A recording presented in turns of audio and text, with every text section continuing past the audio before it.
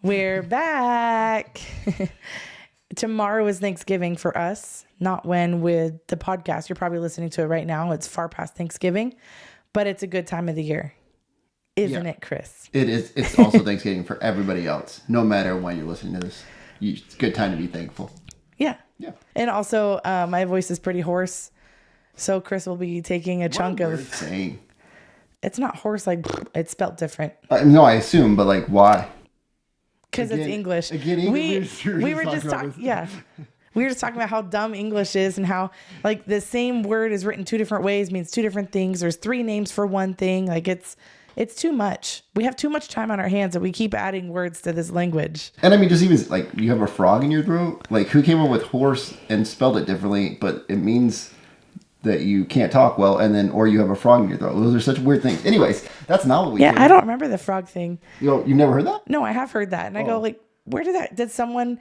I assume back in centuries ago they were like, to heal your throat, you put a frog. Maybe that's what it is. And so now they're like, we got to research that. That was not the answer, but now let's use that phrase. Yeah, because nobody goes ribbit when they're talking, and then you go, you got a frog in your throat. It's just when you. But maybe it's because they go ribbit and like they sound like that. No, I hope that's not the reason. Anyway, so Chris will be doing a chunk of the talking today. I'll be asking questions. So let's get going. Yeah, let's do it. Okay. We're going to talk about running today, specifically kind of how, in a little bit of life, but I want to ask Chris, just day to day, a lot of people forget. And I even heard your mom when we were in town the other day, you have an eyelash on your face. Oh no. Make a wish. What? You gotta, it's still on my thumb. Nailed it. Did I nail it? Wish is coming true. Coming at you. So anyway, we were in town and so I think your mom or your dad said, did you get running yesterday? As if like, that might just be just a icebreaker of the moment comment, but of course, every single day you're running. I didn't do it. But my favorite thing is when people ask me like, are you still running? No, I just decided I'm done with it. I said 3 years was good. Called it a day. Yeah, it's insane. So because it's just so much of our life, like especially when we were on vacation mode and we were in Phoenix for a week for my brother's wedding, and there's so much scheduling to do. There's a lot of family. There's moving around from house to house, seeing everyone. We want to get together for dinner. So in the meanwhile, Chris and I are figuring out like the best time for you to run is probably this time. Why don't we go to this event all together and you run home? And everyone's like, my mind is blown. My mind is blown. You just ran home from there. And it's just so much of our lives that when people say any kind of small comment, like, are you still running? I'm like, are you serious? All right. And I will say, so it does feel weird, obviously, from our it's always from our perspective. Like we see that and we go like, oh, of course I'm running, but they don't know. And they're not involved. People in my family, we've talked about the run around America, and they still sometimes when I bring it back up, they're like, oh, you're doing that? And it's like, yeah, we've talked. But it's okay. They just forget. They got their own stuff going on. Yeah. So that's the truth. And it's great. And we're grateful for it. We're grateful for so many people being excited about it and being attracted to it. Some people wanting to do it like, oh man, I wish I was doing that. Some people going, you're crazy. I would never do that. And then there's some people in the middle that are just here to love and support. So we love it all. Yeah. So walk me through, because you're the only one out there. I'm only, dropping you off here and there and making sure you run at good times and keeping you updated with the schedule, but you're actually the one out there running. So can you share some highlights or experiences in the last couple of weeks while you're running? Like, yeah, I'll share all highlight reel. I'll share. Okay. Good and bad. Yeah, I was going to say this. When we say highlight, we just mean things happen in life. And so we're going to share some of those. I think the biggest thing to me when I look at running in just the last few weeks is I've gotten exponentially better. Again, I give most of that credit to Sway massage therapist, and he's incredible because he's helped me run better. He's helped me formulate different running patterns. He's changed really he's shifted the whole way I run, but now I can be more dynamic runner and I can shift in, so I can shift into different strides. And that's extremely helpful for not crushing, getting massive shin splints. That's helpful for not just wearing out one particular muscle, because now I'm sore right now because for three years, I haven't done that. I've ran one way, one pattern, one stride, And that's where I got the shin splints from. That's where I haven't maximized my muscle growth. It's really shin splint on one side, and then it moved over to the other side as you were adjusting your run stride, right? Yes, hence shin splints. I just want to you be more specific because I think it's fun to go like, so it was on my left and then it just traveled to the right. So for 300, almost a straight year, it was on my left side, and I would come home and I'd say it feels like somebody hits you in the shin with a hammer, and literally I can't explain it on a podcast, but you would touch it just so gently, soft, like you touch a baby, and like our sheets rubbing him in the middle of the night, burn. That would irritate it, like just would send it off. The nerves were just over. From 300 days straight of just running with the shin splint on the left side, the nerves are just fired off. Then we fixed that with Sway. Then it moved to the right side. And so that one was much quicker because we had already enlisted a coach, meaning somebody to help me run better and to understand my body better, Sway. So we enlisted somebody, a teammate, to help us. And that was a huge game changer because in about 2 weeks from the shin splints on the right, we figured with just the running structure how to make it heal quicker. And so that went away pretty quickly, which was bomb. I was going to use a naughty word, but I self-edited. And real quick, do you feel like your shins are the only things lately that have just been the number one pain while you've been running? Oh, great question, Melody. No. Do tell. So, again, when after running 300 days, 3 years straight, you look, and over 1,000 days straight, but 3 years straight, you look and you go like, man, now I'm running a new way, which is much more of a longer stride, much more of a sprint, much more of a outer quad, glute. So now my legs are just massively sore. Like I sat down on the couch today and went like, man, this is like a good leg workout of the gym every day. So for about the last week, the pace has really kicked up because of the healing. Which is very nice for us at home because we get Chris home sooner rather than, okay, he'll be back in 3 hours or we'll split it up in an hour and a half, the beginning and end of the day. It's nice. I'm like, oh, you're back already. Yay. Like she called me this morning and I'm running around that probably 2 hour roughish pace for 12 plus, a little over 12 miles, 12 and a half miles. And that used to take me a lot longer. But it's really nice when she calls and I'm like, oh yeah, I got a couple miles left and it's less than 2 hours and I'll see you soon. It is very, very much more enjoyable to run that. And it's just fun to have a different pace. It's fun to shift into different strides. Yeah. So I'm grateful for that. That's a huge part of it. Do you want me to continue on the rest of the stuff? Yeah, highlights. Okay. So another big highlight for us. I don't know if you actually specifically answered if you have other aches and pains other than your shins. Oh, I said like my quads are I see. Crazy hurting, like my glutes. So there's a few nights this week my muscles have just been so sore, it's hard to sleep. Just a lot of tossing and turning, a lot of uncomfortability, a lot of short sleeps. Yeah, so that's not the best, but it's also, I like it much better than the shin splints, and I feel like my muscles will grow in the spots that I'm stretching it now. And so it's just going to make me a more dynamic and better runner. So I love that we're doing it, but certainly every time you evolve or you expand yourself, it comes with those new challenges, as they always say, new level, new devil. And I don't know who they is, and I never heard that, but I like that. TD Jakes says, TD Jakes, look him up, great preacher.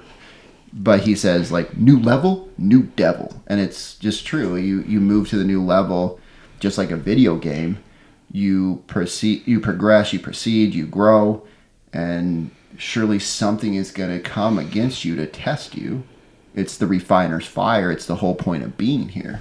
So the whole point of doing the run is to show people like the exponential growth you can have, not in the speed, not in the running, but in life when we're willing to face those hard obstacles. And I think that transitions into another highlight really well. A lot of hards this week. I'm going to suggest the movie if you haven't watched it. There's a movie called Unsung Hero. It is an incredible story based on like real people, and their journey of ups and downs, their connection to God and pride and yet like humbleness and meekness, and this beautiful like rock of a mother that reminds me a lot of Mel. And I will say, Mel's been sick for like a week now, and she's still here showing up, and she does it every day, and it's truly amazing. I was telling somebody about this last night. It's just amazing. Women are very strong, and this one especially. Thanks. Not that that's the only reason I love her, but she certainly, you give your best, and you give your best to our family. Yeah. So the other highlight is just the difficulty right now. I was talking to another person yesterday, and he was like, "Man, I can't believe you've been running that much." And I said, "It's amazing. So many people stop and go like, oh man, over 1,000 days. Oh man, 3 years straight. Oh, 12 miles a day." And they're like, "That's the hard part." And I said to him, everybody looks at that as the hard part. And at the end, when we're done with 2027 and we've run the 30 miles for 365 days straight, people are going to go like, wow. Yet you're going to miss the true beauty and hardness behind it, which is and people are going to miss the true beauty behind it and the hardness behind it. I said the hardness is the making sure you can invest in business, making sure you're financially taking care of your family, putting the things in place for sponsorship, putting the things in place for our lifestyle. Because for me, the whole point of even the 30 miles, which we discussed, I think on our first podcast, is the lifestyle. Like I love the time with my daughter. I love the time with my wife. I love the time that we're going to have with the new baby. And you don't want to lose that. Yet there's so many other things of just making sure you have enough food to eat, like paying the rent, being the person that does what he says he's going to do. There's just so many challenges and bigger things than the miles. The miles are just the representation that people see. Is that fair to say? Do you have something you want to say about just the week? And again, Mel is my rock. So if I'm struggling, I usually go to her first, and she is a great support and help. And sometimes that comes with disagreements because I'm not the easiest person to deal with. And sometimes I feel like, man, I feel alone and I feel all this pressure. And if you're a man out there and you're providing for your family, you probably have felt some of that pressure. Most men don't have a ton of friends, so we feel alone. So we go to our rock, or we search outside that. And the question is, can we create that brotherhood? And luckily, while I'm connected with you, I'm connected with some other guys that I really love and support me, and I consider, best friends or brothers. And, they're sending me prayers, and that was a huge shift. I've been praying a lot more because of this challenging last couple of weeks. Not even just more, but we've had really good intentional prayers. Yeah, true that. And family prayers have been better. Yeah, I agree with that. It's just more gratefulness, more thankfulness, more, man, I don't want this, but learning how to feel the pain and the hard and go like, man, I'm grateful for this. I'm grateful for this, and start assigning a narrative to it of the suffering is for a reason. This suffering is happening because I want these things, and I want the refiner's fire, and I want to impact more people. And the only way I can do that is by having that refiner's fire just set me on fire and be able to handle and build the resilience. Like the thing about the running is it's built the resiliency to continue this. It's built that, like I feel like we're at the top of the hill. We got the boulder, so we got it moving, and we're close to that top of the hill, and we're about ready to push it over. And yet that pressure is at maximum level pushing back against you because you're at the top of the peak of the hill. And that maximum pressure can break you, but the 3 years of running is really help build resiliency that we're right on the cusp of. And God is giving this He's not trying to break us. He is making us. And I love the saying, like, this thing can't break me because this thing didn't make me. Meaning God made me. God's the only thing that can break me. And the old joke of God doesn't give you more than you can handle. I just wish he didn't have so much confidence in me. And we talk about writing a book or a movie and naming a chapter that. Because it's so true in this journey, if you're not taking just the way that society, like run your life or your life runs you. And most people are sitting there letting life run them. And when you run your life, it's not that everything's going to be easy. It's just going to be so much more meaningful. And I really buy into, I was thinking today when I was writing, man, I love watching based on true story movies, but I don't need other people's stories because we're building our own. And it's so impactful for me to think, like, how is this going to unfold to a legendary story? Because I'm not giving up. I'm not going away. And surely the pressure feels like sometimes you just want to take the simpler way out. Go get a job, give up the running stuff, go back to just average. Yet I'm wearing a shirt that says average sucks. Michael Burnoff, shout out. Check him out. Yet the truth of the matter is, in order for us to be the person we want and be the person that God wants us to be, and to connect with that spirit, the challenge and being grateful for that because it gives life meaning, I think is the biggest highlight from this week or from the last couple of weeks, is just how much it is to sell the narrative to yourself about the impact the thing you're doing is going to make, the impact for you, for other people it's going to make, and really selling yourself on that story. Because this is not easy, and it's not meant to be easy. Because it's going to be meaningful and impactful. And most of us, when we look at life, we go like, the things that challenge us really are the things that make us. They don't break us when we can look back and connect the dots. So it's been a really big couple of weeks. It's been a very trying couple of weeks. Yeah. And big and grateful. And like I told her, I just cried so much the last few weeks and prayed so much the last few weeks. And like she said, I'm so much more grateful for the little things and so much more grateful for the prayers that are more meaningful. Do you think that this is one of not the first times, but it's been really easy for you to almost immediately turn to God when you feel so low? That's a great question. Yeah, so from a person that didn't have God for 30 plus years in his life, and like, not that I didn't think God existed or there was a guy named Jesus and he did some cool stuff. But that was, my level of diving deep into it. So, yeah, I think that's definitely true. I've noticed it. It's been again, like the one reason I will tell everybody is anything you want that's meaningful doesn't come quick. The things that come quick tend to be not that meaningful. And it's taken me a long time for that to be my first thought, is to turn to God when I'm struggling, to turn to God during the good times too, right? I think that's also so important, is to stay connected through it all. And certainly I'm better and worse at times, but this has been the first time where it's just been an instantaneous get on my knees, go for a run, pray the whole time, listen to a lot of good quality music that uplifts my soul, and then listen to a lot of just good quality stuff. The tear-jerking music. Yeah. What did you say this morning? You said, last night I was wondering why my eyes hurt so bad and I needed to get eye drops, but I realized it's because I was crying so much. Yeah. Like, maybe listen to different music for a minute. Give your eyes a break. and some of it's tears of joy. Some of it's tears of like worry, and some of it's tears of like, I just got to give this and trust in the process and trust in God. So it's, yeah.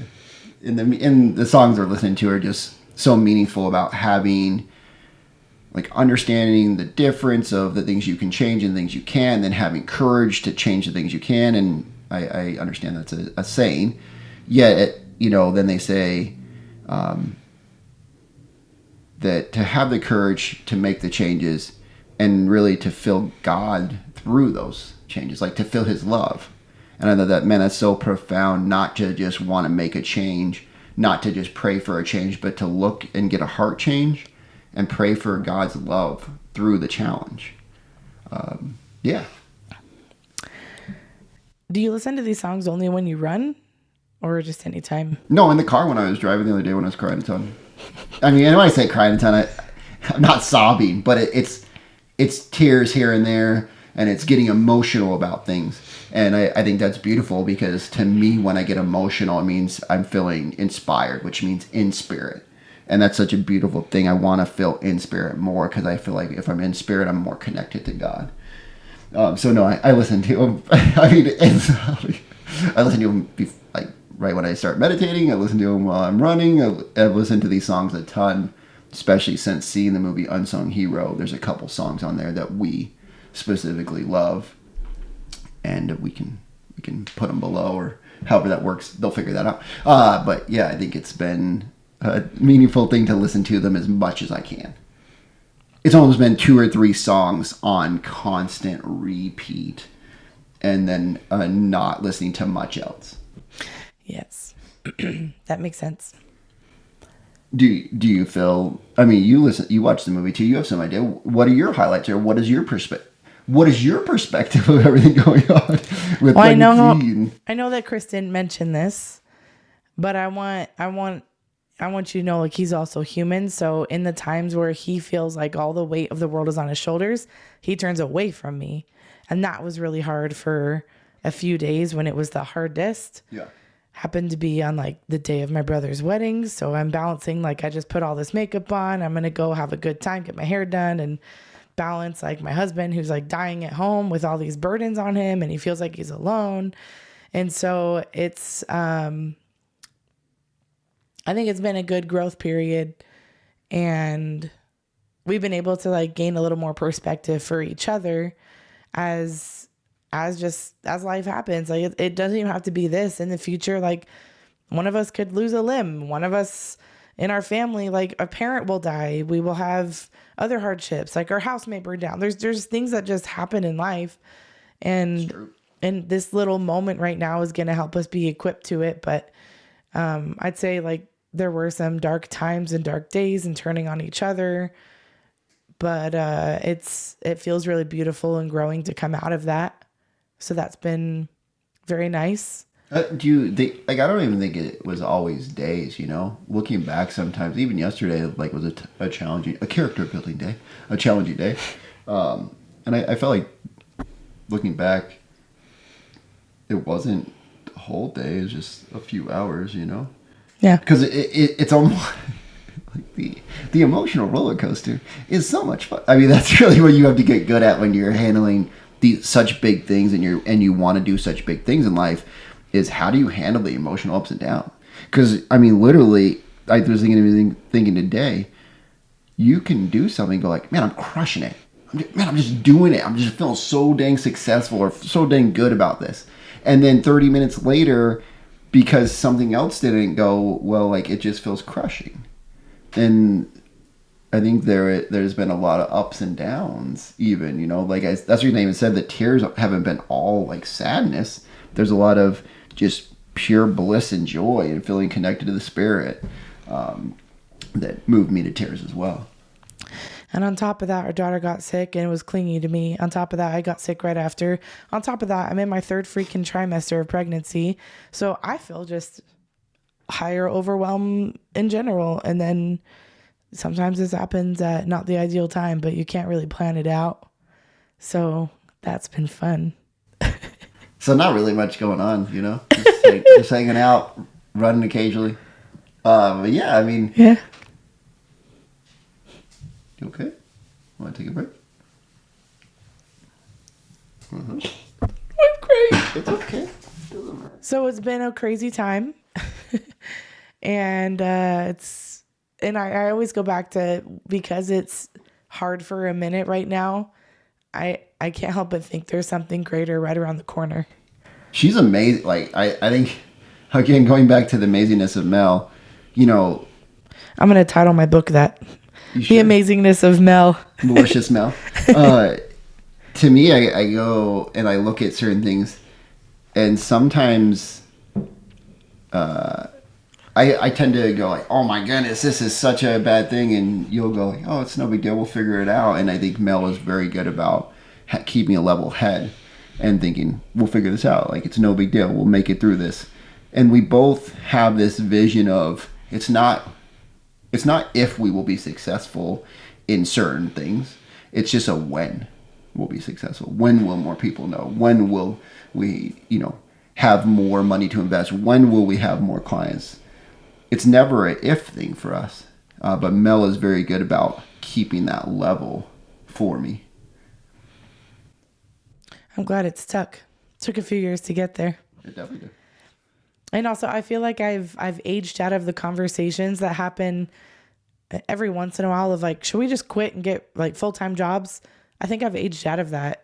If that's ever said in the future, I'm just going to be like, nah. What does that mean you've aged out of it? It's not an age thing. I'm past that. I'm past that feeling because I don't feel like we're ever going to do that.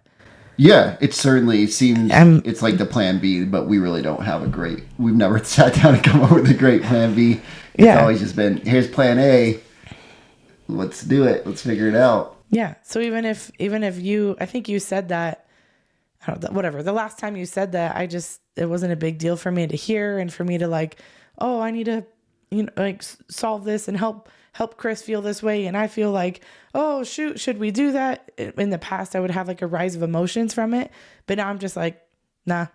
Yeah, I heard like, we know our purpose. Like we're past that. I heard somebody say from stage one time, and it was a husband and wife that had the business together. And he said, we just make sure that we both don't want to quit on the same day. And I'm like, man, that's really profound. That's really profound for marriage, for the things you're doing big in life, for the relationships. Just find a person that's your partner, that's your teammate, that isn't willing to quit on the day that you are. Because you're both necessary to help each other keep going. And